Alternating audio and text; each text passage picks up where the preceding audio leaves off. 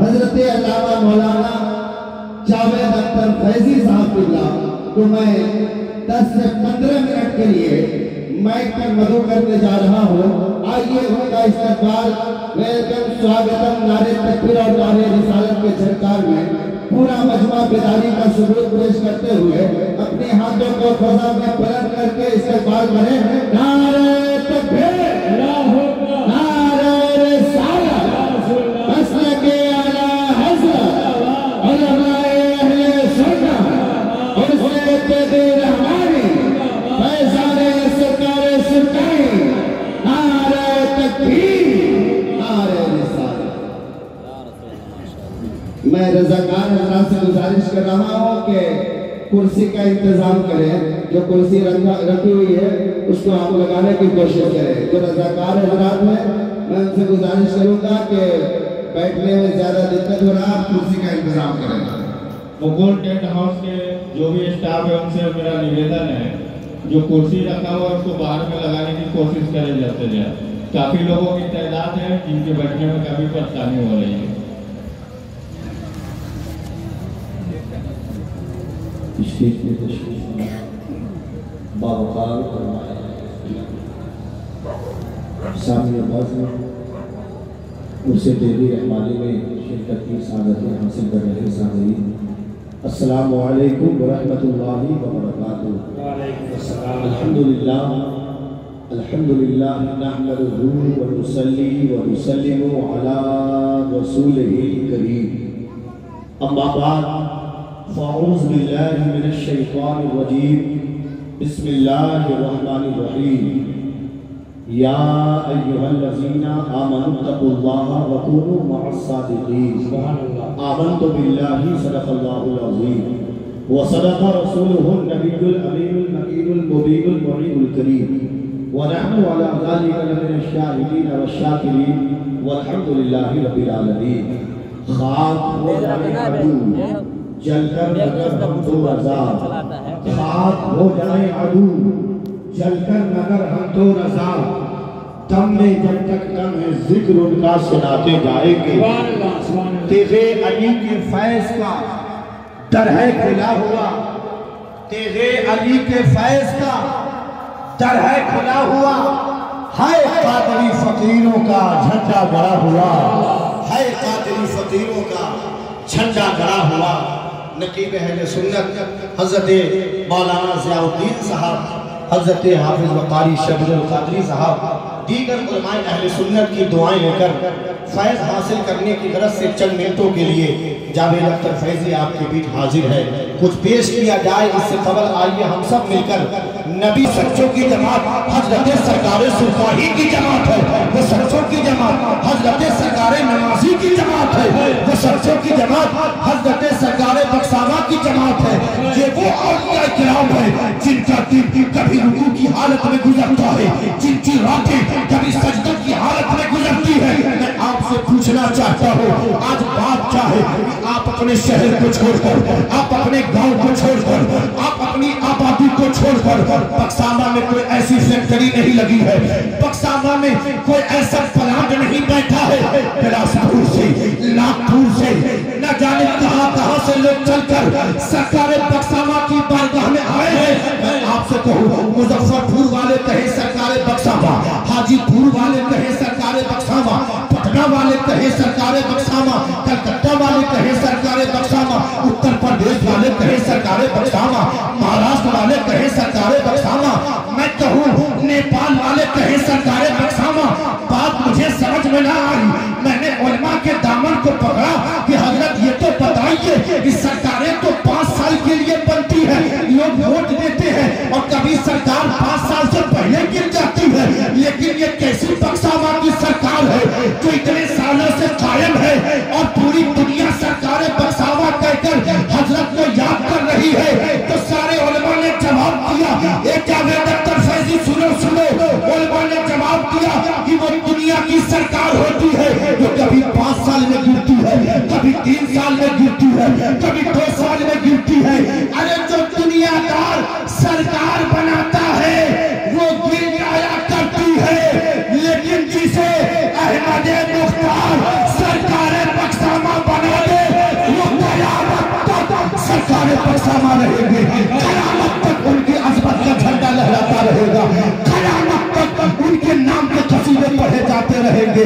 اللہ عرض کرنا چاہتا ہوں, دیکھیں علی سرکار سے ایسی محبت کرتے سرکار بخشامہ, یہ پورا علاقہ وہابی اور دیوبندیوں کے زد میں تھا, لیکن سرکار بخشامہ کبھی پیدل کسی گاؤں میں سفر کرتے, کبھی بیل گاڑی سے سفر کرتے, کبھی ٹانگا سے سفر کرتے, کبھی سائیکل کے پیچھے بیٹھ کر کسی کے ساتھ گاؤں میں تشریف لے جاتے, نذرانے کی فکر نہ کرتے, سواری کی فکر نہ کرتے. کوئی غریب آدمی دعوت دے کر کہ سرکار عبدالرحمن میرے گھر میں میلاد کا پروگرام ہے, آپ کو آنا ہے, تو کہتے کہ حضور میں راجدوت لے کر آ جاؤں گا. سرکار فرماتی اس کی کوئی ضرورت نہیں ہے, میں سائیکل سے آپ کے گھر تشریف لے آؤں گا.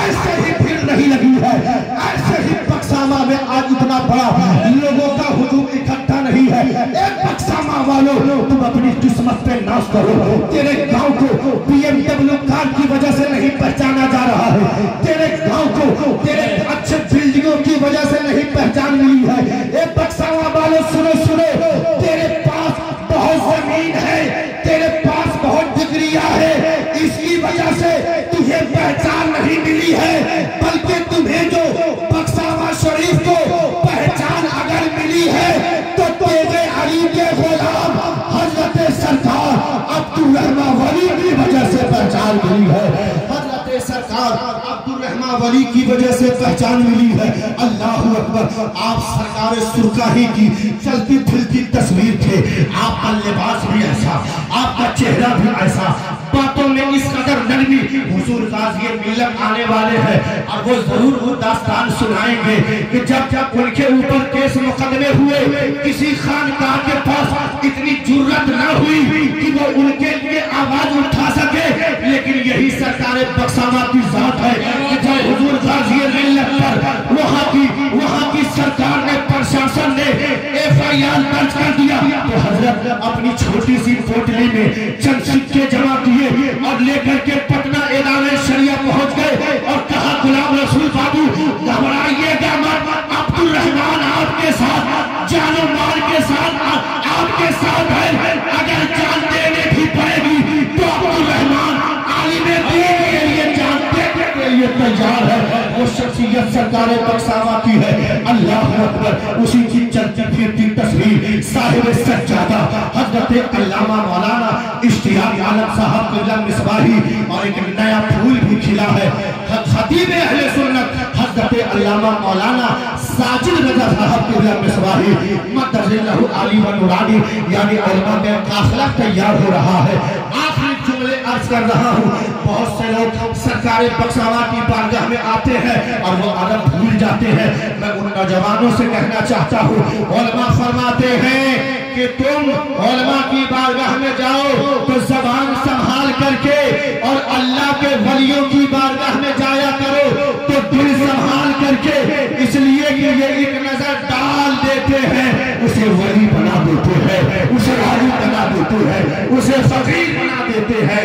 جب تک بکے نہ تھے کوئی پوچھتا نہ تھا, جب تک بکے نہ تھے کوئی پوچھتا نہ تھا. اے میرے مرشد, تو نے ہمیں خرید کر انمول کر دیا, تو نے ہمیں خرید کر انمول کر دیا. یقیناً ہمارے اس علاقے کی شان ہے, ہمارے اس علاقے کی آبرو ہے, ہمارے اس علاقے کی جان ہے.